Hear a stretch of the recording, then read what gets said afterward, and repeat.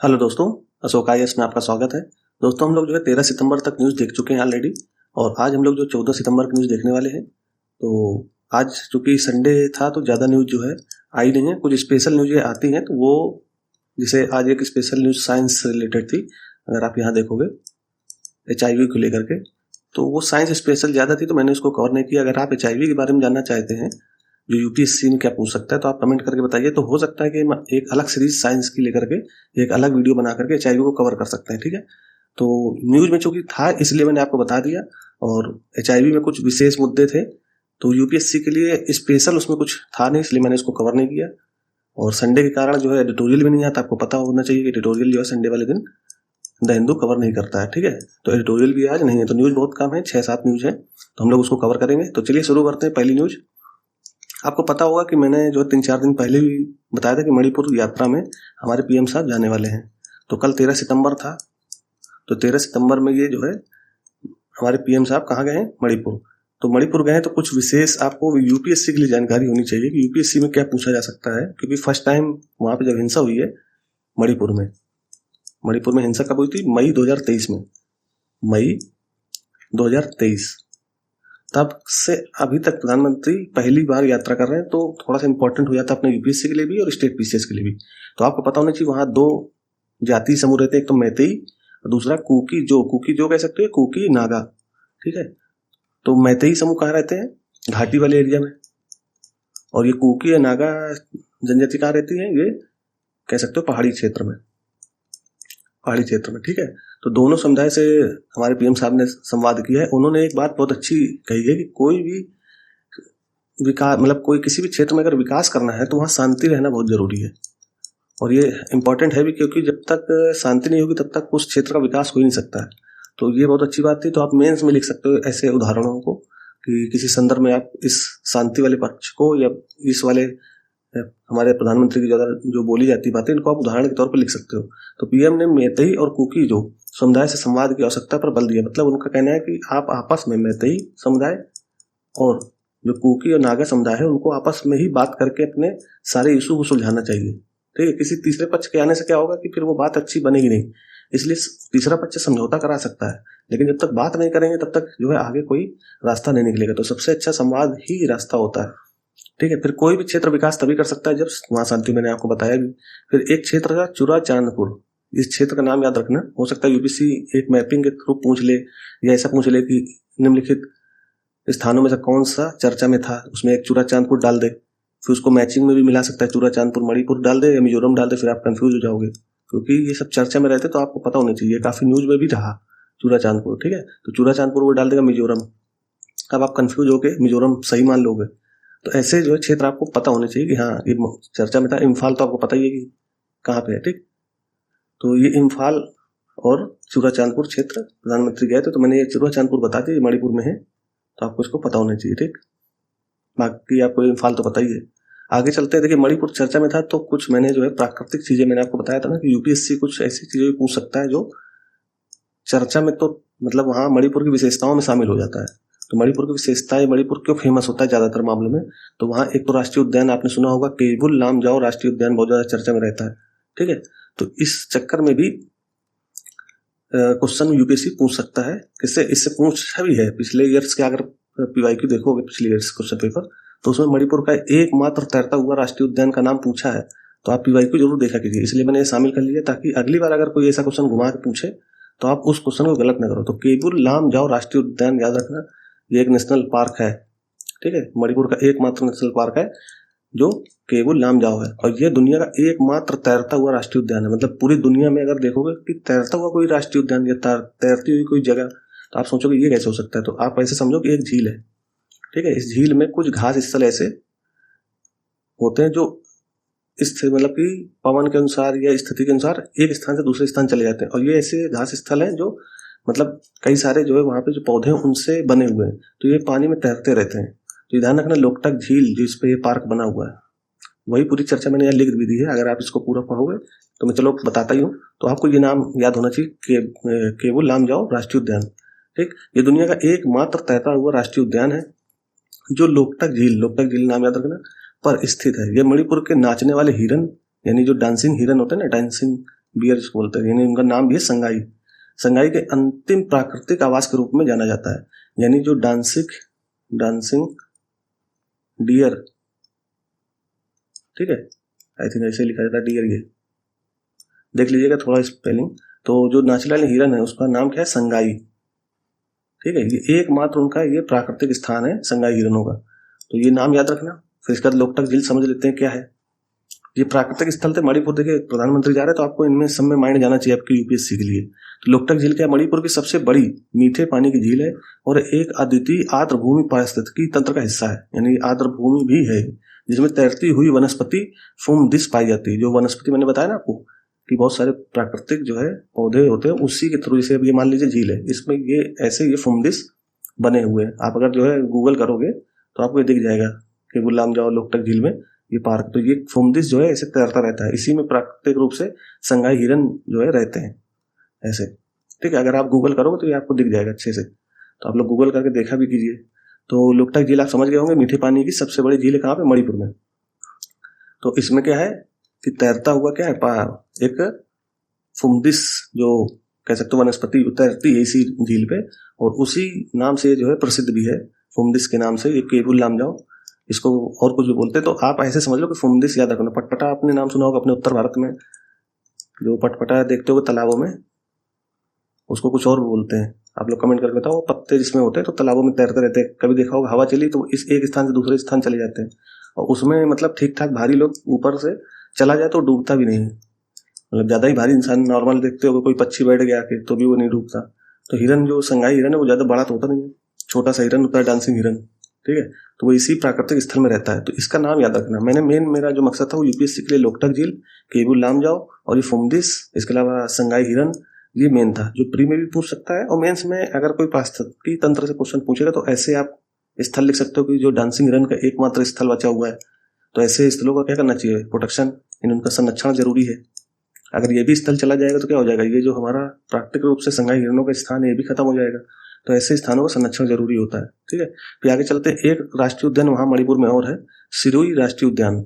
मतलब ये भी नेशनल पार्क है लेकिन ये ज़्यादा फेमस नहीं है, लेकिन फिर भी मैंने इसलिए ले लिया कि हो सकता है अगली बार यूपीएससी मणिपुर से संबंधित इस क्वेश्चन को डाल दे। सिरोही राष्ट्रीय उद्यान मैंने पहले भी कवर किया है। सिरोही, अगर आप पिछले न्यूज देख रहे होंगे मणिपुर से संबंधित, मैंने अच्छे से इसको कवर किया था सिरोही राष्ट्रीय उद्यान को, ठीक है। तो मैंने बताया भी था कि वहाँ पे सिरोही लिली फूल है, उसके लिए प्रसिद्ध है। तो दुर्लभ सिरोही लिली फूलों के लिए प्रसिद्ध है, और ये ट्रेगोपन, इसका नाम याद रखना, ट्रेगोपन और बार टेल्ड फिजेंट, ये दो पक्षी हैं। यूपीएससी ऐसे क्वेश्चन बहुत बार पूछ चुका है कि निम्न में से क्या है, ये ऐसे डाल देगा, ट्रेगोपन और इसको डाल देगा बार टेल्ड। अब इनको आप गूगल करके देखो कैसे दिखते हैं, बार टेल्ड फिजेंट, ठीक है। तो इनका अगर आप नाम देखोगे तो आपको ये दिख जाएंगे, ठीक। तो इस तरह से आप इसको जो है देखो, तब समझ में आएगी चीजें कि क्या है क्या नहीं है। पक्षी बड़े सुंदर भी दिखते हैं आपको। तो ये जैसे दुर्लभ पक्षियों का आश्रय देता है कौन, सिरोही राष्ट्रीय उद्यान। तो सिरोही राष्ट्रीय उद्यान में दो पक्षी हैं, ट्रेगोपन और बार टेल्ड फिजेंट। और ये किस लिए प्रसिद्ध है ये राष्ट्रीय उद्यान, इस लिली फूल के लिए, सिरोही लिली फूल के कारण ही इसका नाम सिरोही राष्ट्रीय उद्यान पड़ा है। तो आप इनको सर्च करके देखो, ठीक है। आगे है बन्निंग वन्यजीव अभ्यारण्य, भी एक मणिपुर में फेमस है काफी। तो जो बरेल रेंज मैंने बताया था आपको पिछली न्यूज में, जो हिमालय का पूर्वी हिस्सा है, हिमालय अपना जो है, अगर देखो मैपिंग में इधर, मैं इसको आपको थोड़ा सा जो है मैपिंग में बताता हूँ। अगर आप हिमालय का क्षेत्र देखोगे, ये मान लीजिए भारत, इसका ये पार्ट उत्तर भारत का ऐसे, ये ठीक, ये इससे करके, तो ये वाला क्षेत्र मान लो इधर का है। मैं एक बार कोशिश करता हूँ आपको समझाने की ताकि आपको समझ में आ जाए चीजें, ठीक है। इसको आप समझ गए तो फिर जो है, अब ये देखिए इसमें ज़्यादा अच्छी चीज़ें बनती नहीं, फिर भी मैं कोशिश करता हूँ कि जो हिमालय का ये वाला रेंज है, ये इसका पूर्वी हिस्सा यहाँ तक है, बरेल रेंज तक। तो ये मणिपुर के हिस्से में भी आता है बरेल रेंज। तो वो बरेल रेंज में स्थित एक अभ्यारण्य है, अपनी जैव विविधता के लिए जाना जाता है। क्या, बन्निंग वन्यजीव अभ्यारण्य। इसमें जैव विविधता यानी बायोडाइवर्सिटी बहुत ज़्यादा फेमस है इस क्षेत्र की। तो ये याद रखना, बन्निंग वन्यजीव अभ्यारण्य, ठीक है। तो मैपिंग आप देखा करो अपने एटलस, अगर आपने नहीं खरीदी है तो गूगल वगैरह खोल करके देखो, तो वहाँ आपको चीज़ें दिख जाएंगी। फिर एक और पक्षी अभ्यारण्य है जिनको बोलते हैं थी निंगोई पक्षी अभ्यारण्य। यह मणिपुर का पहला पक्षी अभ्यारण्य और बाढ़ के मैदानों में स्थित है, बाढ़ के मैदान में भी स्थित है। अब आपको जो कहोगे वहाँ बाढ़ कैसे आ सकती है, तो वहाँ पे एक नदी जो म्यांमार की तरफ बहती है, अब वो नदी को आप कमेंट करके बताओ कौन सी नदी है, ठीक है। तो वहाँ पे भी ये स्थित है। तो बाढ़ वाले क्षेत्र में, बाढ़ वाले मैदान में स्थित है क्या, सिनुंगी पश्चिम अभ्यारण्य। तो ये 4-5 चीज़ें मैंने जो है आपको कवर करा दी। हो सकता है यूपीएससी इनमें से कोई एक कथन आपसे पूछ ले, तो आपको पहले से सतर्क रहना चाहिए ताकि यूपीएससी को पकड़ पाओ। आगे चलते दोस्तों, दूसरी न्यूज है अपनी, मिजोरम के नवनिर्मित सैरांग स्टेशन में पहली ट्रेन को हरी झंडी दिखाएगी। मैंने ये न्यूज पहले भी कवर की थी, आप अगर जो है देख रहे होंगे मेरी सीरीज ये, तो इस सीरीज में मैंने ये चीज़ें कवर कराई थी कि नवनिर्मित सैरांग स्टेशन बनेगा वहाँ पे जो है, ये बैराबी सैरांग स्टेशन मिजोरम में, इन दोनों स्थान को जोड़ा गया है। ये लगभग 53 किलोमीटर का रेंज है, 2 स्टेशनों के बीच इसमें जो है ट्रेन चलेंगी। और मिजोरम अब, पहले क्या था, ये जो मुख्य जो हमारी भारतीय रेल थी उससे जुड़ा नहीं था। अब इस स्टेशन और यहाँ पे ट्रेन चलने के बाद ये भारतीय रेल पूरे भारत के, मतलब मिजोरम वाले पूर्वोत्तर क्षेत्र में तो जाती थी, लेकिन मिजोरम नहीं जाती थी। आपको पता होगा कि मणिपुर के नीचे मिजोरम है, म्यांमार बॉर्डर में। तो वहाँ तक जाने के लिए हमको अलग अलग साधनों का प्रयोग करना पड़ता था। अब सीधे क्या करेंगे, अगर आप दिल्ली से जाएंगे तो दिल्ली सीधा असम चले जाइए, गुवाहाटी से सीधा ये सैरांग स्टेशन तक आपको ट्रेन मिल सकती है। यानी अब मुख्य ट्रेन मार्ग से ये स्टेशन जुड़ गए। तो ये बहुत बड़ी उपलब्धि है, क्योंकि पूर्वोत्तर भारत में क्या था, बहुत सारे ऐसे फसलें उगती थी जो भारत के अन्य जगहों पर नहीं जा पाती थी।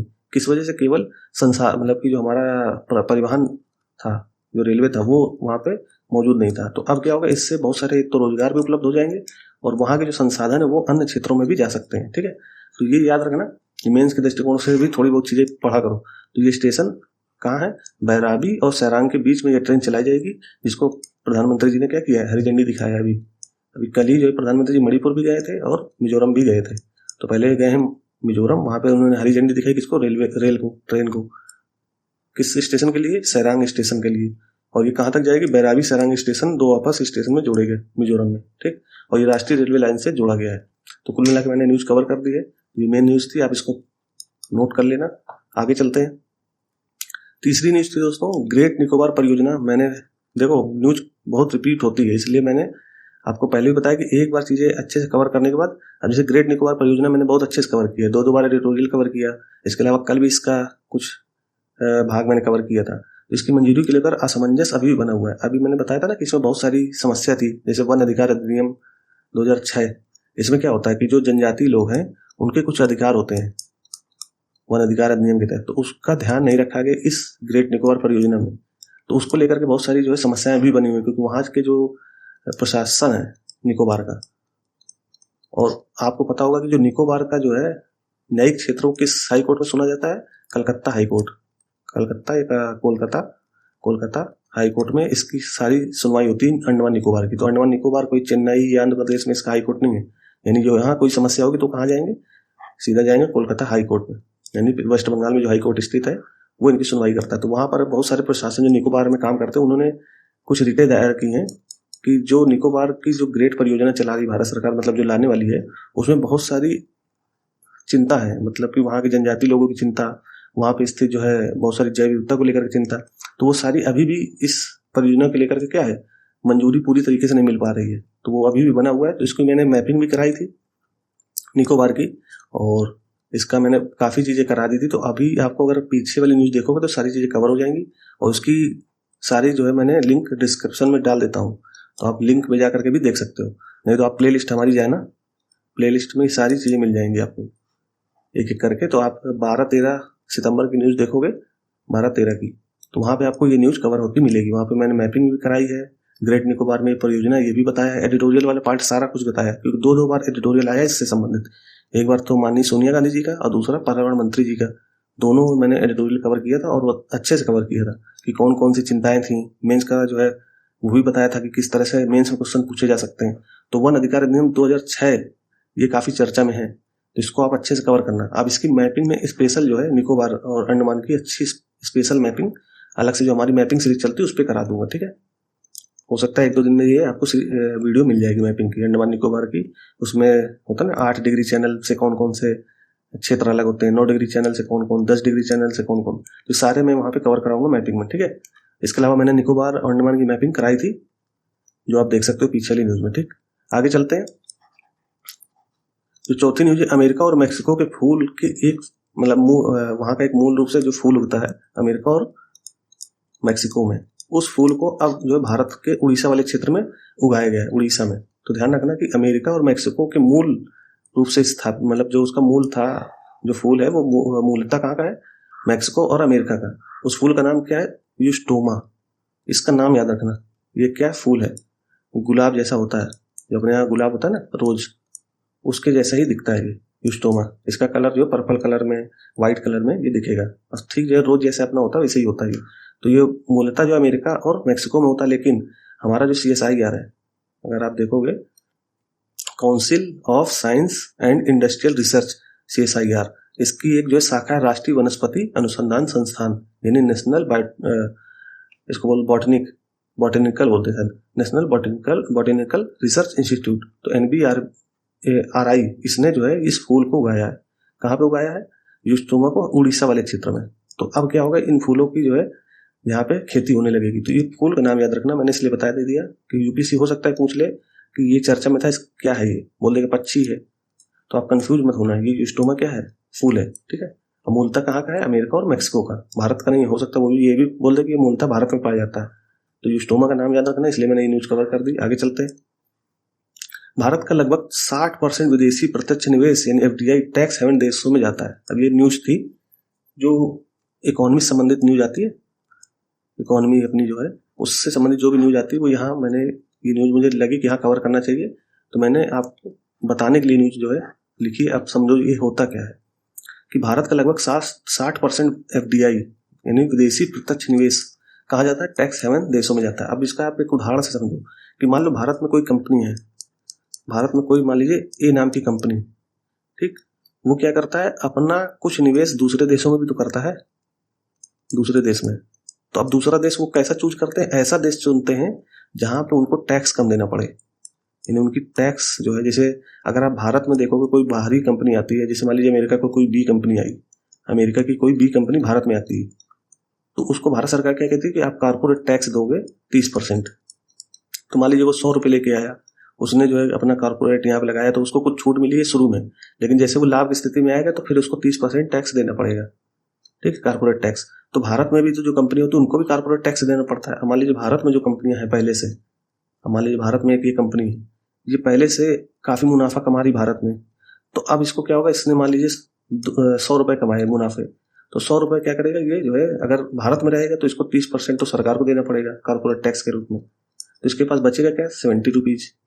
अब ये क्या करते हैं, दिमाग लगा के ये विदेशों में अपना पैसा भेज देते हैं, ये मुनाफा दिखाते नहीं कि भारत में हमारा मुनाफा हुआ है, और भेज कहाँ देते हैं, टैक्स हेवन देशों में। टैक्स हेवन ऐसे देश होते हैं जो छूट मिलती है इनको टैक्स से। तो टैक्स हेवन देश को समझना है तो ये समझ लो कि मॉरिशस, सिंगापुर ऐसे देश है, जैसे वो कहते हैं कि हमारे देश में हो तो हम तुमको टैक्स छूट देते हैं, और हर देश छूट देता है। मतलब भारत में भी अगर आप FDI आता है तो भारत सरकार भी FDI के लिए कुछ ना कुछ छूट देती है। तो भारत के अपेक्षा सिंगापुर, मॉरिशस और स्विट्जरलैंड इस तरह के देश जो है बहुत ज़्यादा छूट देते हैं टैक्स में, कि 1% ले लिया या फिर 0.5% ले लिया। तो इससे क्या होता है कि एक तरीके से FDI उस देश में चला जाता है। तो ऐसे देश जहाँ पे टैक्स बहुत कम हो उनको टैक्स हेवन कंट्री बोला जाता है। इनमें सबसे ज़्यादा जो है अगर आप देखोगे तो मॉरिशस हो गया, सिंगापुर हो गया, ठीक है, मलेशिया हो गया, तो ऐसे देश जो है शामिल हो जाते हैं। तो टैक्स हेवन देश में हमारे यहाँ की जो कंपनियां हैं वो टैक्स हेवन में अपना पैसा डालती हैं ताकि टैक्स से बचा जा सके। ये चाहे तो अमेरिका डाल सकती हैं, लेकिन अमेरिका में इतना ज़्यादा टैक्स है या अन्य कंट्री में इतना ज़्यादा टैक्स है, तो ये सोचती है कि हम जो है पहले वहाँ चले जाएं, फिर वहाँ पर अपना रजिस्टर्ड करा देंगे कंपनी, झूठ मूठ की कंपनी होती है, उसको रजिस्टर्ड करा करके और जो है वहाँ से मुनाफा कमाने की सोचती हैं। तो यही सब चीज़ें क्या, टैक्स हेवन। फिर कहता है इसमें आगे दिया था, मतलब ये चीज़ें मैंने जोड़ दी कि FDI कैसे आता जाता है टैक्स हेवन देशों से। तो राउंड ट्रिपिंग होती है। मैंने अभी आपको बताया कि भारत की कोई कंपनी है, वो पहले जाएगी टैक्स हेवन देश में, मान लीजिए मॉरिशस गई, वहाँ पर रजिस्टर्ड करा लिया, अब मॉरिशस से फिर से पैसा भारत में आएगा। तो भारत अभी अगर यहाँ पैसा होता है तो इसको 30% देना पड़ता क्या, कारपोरेट टैक्स, लेकिन पैसा चला गया कहाँ, टैक्स हेवन कंट्री में। तो अब इसको यहाँ से इन्होंने मुनाफा दिखाया ना, इन्होंने कह दिया मैंने निवेश कर दिया दूसरी जगह, अब वहाँ से फिर से FDI के रूप में झूठ मूठ के लिए आ जाएगा भारत में। तो अब जो है भारत सरकार क्या कहती है कि FDI अगर आता है तो मैं उस पर कुछ छूट दूंगा। FDI आएगा तो उसमें मान लीजिए 10% की छूट है या 15% की छूट है, तो वो क्या करेगा, अब केवल 15% टैक्स लगेगा। तो ये जो कंपनियां भारत में है वो राउंड ट्रिपिंग के माध्यम से, यानी राउंड ट्रिपिंग कैसे, घूम के पैसा भारत ही तो आए, तो यही राउंड ट्रिपिंग है। तो इससे क्या होता है, उनका टैक्स बच जाता है, जो 30% लगना था वो अब 10% या 5% या कुछ भी नहीं, क्योंकि भारत सरकार FDI के लिए बुलाती है ना कि विदेशी निवेश हमारे पास आए, तो भारत का पैसा घूम करके भारतीय में आता है विदेशी निवेश के रूप में। तो ये जो है बड़ी बड़ी कंपनियां क्या करती हैं, सरकारों को पागल बनाती रहती हैं इसी तरह। तो ये होता है राउंड ट्रिपिंग, ठीक है। ये 2016-17 में बहुत ज़्यादा चर्चा में था। तो इसमें जो है यूपीएससी ने एक प्री में क्वेश्चन भी शायद पूछा है, मेंस में भी पूछा था, ठीक। तो इसके अलावा base erosion and profit shifting. अब बेस इरोजन क्या है, ये क्या करती हैं जो कंपनियां वहां गई मॉरिशस में, इन्होंने वहां की सरकार को दिखाया कि हमारी कंपनी है यहाँ पे है, मतलब मॉरिशस में, और उन्होंने कंपनी को स्थापित नहीं की भौतिक रूप से, केवल एक तो जो है मान लीजिए छोटा सा टीन या कोई सेट लगा दिया छोटा मोटा खर्चा करके, तो उसको दिखा दिया हमारे पास प्रॉफिट ही नहीं है, क्योंकि ये पैसा तो जो है घुमा करके राउंड ट्रिपिंग के तहत दूसरे देश में भेज रहे हैं। तो इससे क्या होगा कि वहां की सरकार में भी ये प्रॉफिट नहीं दिखाते, प्रॉफिट शिफ्ट कर देते कि हमारा प्रॉफिट ही नहीं है यहाँ पे आपके देश में, तो हम इस पे टैक्स ही नहीं दे पाएंगे, तो प्रॉफिट नहीं दिखाएंगे, प्रॉफिट कहाँ दिखा देते दूसरे देश में। तो बेस इरोजन क्या है कि यही जो है धोखेबाजी जो करते हैं कि अपना जो है पैसा इधर से उधर दिखाने का जो काम करते हैं, तो इसी को बोलते हैं बेस इरोजन प्रॉफिट शिफ्टिंग। तो इसका नाम आप इंग्लिश में याद रखना, BEPS। अब ये देखो इकोनॉमी में आप समझ पाओगे इसको, क्योंकि जब तक आप इकोनॉमी की बेसिक चीजें नहीं समझ सकते, निवेश क्या होता है, FDI क्या होता है, तब तक ये बेस इरोजन और प्रॉफिट शिफ्टिंग बहुत अच्छे से नहीं समझ सकते। मैंने मोटा मोटा आपको बता दिया चीजें, और हो सकता है हम लोग एक कोई इकोनॉमी की जब सीरीज लाएंगे तो वहाँ ये सब चीजें कवर होंगी। आप अपने मन से भी चीजें कवर कर सकते हो कि बेस इरोजन और प्रॉफिट शिफ्टिंग क्या होता है। इसको समझने के लिए आप कोई अच्छा वीडियो देख करके आप कवर कर सकते हो चीजें। या मैंने चूंकि ये संदर्भ आया था टैक्स हेवन देशों का, तो मैंने थोड़ा सा बताने की कोशिश की है, ठीक है। आगे देखो एक सेल कंपनियां भी होती हैं। सेल कंपनियां क्या होती है, टैक्स हेवन देशों में कागजी कंपनियां बनाई जाती हैं। अभी आपने सुना होगा 2021-22 में काफी ज्यादा चर्चा में थी सेल कंपनी की, अडानी की सेल कंपनियां अमेरिका में गलत तरीके से पैसा या प्रॉफिट दिखा रही थी। एक तरीके से क्या होता है, ये सेल कंपनियां वो होती हैं जो कागज में लिखी जाती है कि बस कागज में है, अगर वहां ढूंढने जाओगे कि कौन सी कंपनी है तो दिखेगी नहीं, तो ये कंपनी केवल कागज में रहती है, ठीक है। तो ऐसी कंपनियां जो कागज में ही हो तो उसको बोलते हैं सेल्स कंपनी। ये अपने कहते हैं ना कि यहाँ पे भारत देश अपने यहाँ कोई कंपनी स्थापित करता है, मतलब मान लीजिए कोई भारत का उद्योगपति उसने यहाँ कंपनी स्थापित किया, ये जाकर के मॉरिशस में दूसरी कोई कंपनी वहां सरकार को दिखाने के लिए, ताकि टैक्स से बचा जाके यहाँ से भी बच जाए और यहाँ से भी बच जाए। तो इस तरह की सेल्स कंपनियां बनाती हैं धोखा देने के लिए, ठीक है। तो काफी चर्चा में रहता है सेल्स कंपनियां, तो आपको ये भी पढ़ना चाहिए। तो ये था FDI के बारे में, सारी चीजें मैंने बता दी हैं।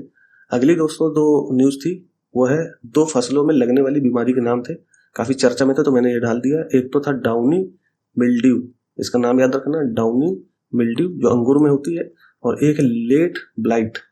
लेट ब्लाइट मतलब लेट, ये यहाँ पे आप देख लो लेट ब्लाइट, अगर वहां नहीं दिख रहा है तो यही है, ये आलू में होती है, आलू में, ठीक है। तो 2 बीमारी के नाम चर्चा में थे फसल में, क्योंकि इनका एक कंपनी है जो इनकी कीटनाशक बना रही है। तो ये 2 बीमारियां उन्होंने लिखी थी तो मैंने लिख दी, हो सकता है PCS में किसी स्टेट PCS के उसमें पूछ ले करंट से जोड़ करके। तो डाउनी मिल्ड्यू किससे संबंधित बीमारी है, इस तरह से लिख करके पूछ सकता है। आलू वाली तो पूछना उसका स्वाभाविक है, पूछ सकता है। लेट ब्लाइट किससे संबंधित बीमारी है, तो आलू संबंधित वो कुछ और लिख देगा, हो सकता है लिख देगा कि ये जो है प्याज में लगने वाली बीमारी है, तो फिर कंफ्यूज हो जाओगे आप। तो ध्यान रखना लेट ब्लाइट किससे संबंधित बीमारी है, ये फसलों में लगती है, मतलब आलू की फसल में, तो लेट ब्लाइट याद रखना और डाउनी मिल्ड्यू रखना, ठीक। तो आज दोस्तों इतनी ही न्यूज थी, और एक मैंने आपको बताया भी कि एक HIV संबंधित न्यूज थी जिस साइंस रिलेटेड ज्यादा थी, तो उसको मैंने कवर नहीं किया है, क्योंकि यूपीएससी में केवल HIV की कुछ सामान्य जानकारी पूछ सकता है। तो सामान्य जानकारी आप साइंस में या गूगल करके पढ़ सकते हो, और यहाँ मैंने बता भी दिया कि HIV चर्चा में थोड़ा बहुत। तो अगर भारत सरकार कुछ योजना वगैरह लाएगी तो मैं यहाँ कवर जरूर करूंगा। तो आप अगर जुड़े रहेंगे हमारे साथ न्यूज में, तो इसमें जो भी न्यूज में रहेगा, जो प्रमुखता से न्यूज में रहता है, उसको हम जरूर कवर करते हैं। अलग से कोई चीज, अब देखिए अखबार, उसमें 15 पेजों का अखबार में कितनी न्यूज होती है, तो अपने यूपीएससी लेवल की जितनी इंपॉर्टेंट होती है वो मैं कवर करने की कोशिश करता हूँ। फिर भी अगर कोई छूट जाती है चीजें तो आप कमेंट कीजिए, उसको हम अलग से भी कवर कर सकते हैं, ठीक है। तो आज के लिए इतना ही रखते हैं दोस्तों, फिर कल मिलेंगे अपने समय पर। बाकी हमारी जो सीरीज चल रही है उसमें हम लोग जो है मैपिंग में एक सीरीज लाने वाले हैं। ये अगर आप लोग मैपिंग की एक सीरीज देखे होंगे, हमने मॉरिशस कवर किया था, मॉरिशस, ठीक है। तो मॉरिशस कवर करने के बाद अब हम लोग एक दूसरी जो है वीडियो लाने वाले हैं अंडमान और निकोबार द्वीप समूह संबंधित। इसी में मैं यहाँ पे जो अंडमान निकोबार द्वीप समूह है इसको कवर करूंगा। इसके अलावा आसपास के जो सागर हैं यानी सी, जैसे यहाँ पे बंगाल की खाड़ी है, इसके अलावा यहाँ पे मलक्का जल संधि, यहाँ पे जो पाक जल संधि, ठीक है, ठीक, ये सब चीजें मैं कवर करूंगा। ओके, तो आप लोग जो है जुड़े रहिए, और कोई भी जानकारी जो है आपकी छूटेगी नहीं। अंडमान निकोबार मैंने बताया ना कि निकोबार जो हमारा ग्रेट प्रोजेक्ट है भारत सरकार का, वो काफी चर्चा में, तो हो सकता है मैपिंग से संबंधित कुछ पूछ ले, तो इसको हम लोग डिटेल में कवर करने वाले हैं, ताकि आपका यूपीएससी का कोई प्रश्न मैपिंग से संबंधित न छूटे, ठीक है। तो ये मैपिंग का वीडियो 1-2 दिन में आपके पास आ जाएगा। इससे पहले हमने मॉरिशस कराया, तो उसको आप जरूर देखा कीजिए। मॉरिशस की हमने मैपिंग पूरी करा दी, मॉरिशस के आसपास की जितनी कंट्री है वो सारी। इसके अलावा मॉरिशस के आसपास से द्वीप कौन कौन से हैं और मॉरिशस किस दिशा में है भारत के भी और आसपास के अन्य द्वीपों से, मेडागास्कर कहाँ है, अफ्रीकी कौन कौन सी कंट्री है, वो सारी हमने कवर कराई है। वो 8 मिनट का वीडियो जरूर है, लेकिन वो आपको मॉरिशस के आसपास के सारे जितने फैक्ट हैं वो सारा मैपिंग में कवर करा दिया गया। ठीक है, तो आप लोग जो है इस सीरीज को देखिएगा, अंडमान निकोबार द्वीप समूह की। और बाकी हमारे साथ जुड़े रहिए। यहीं तक रखते हैं दोस्तों, धन्यवाद।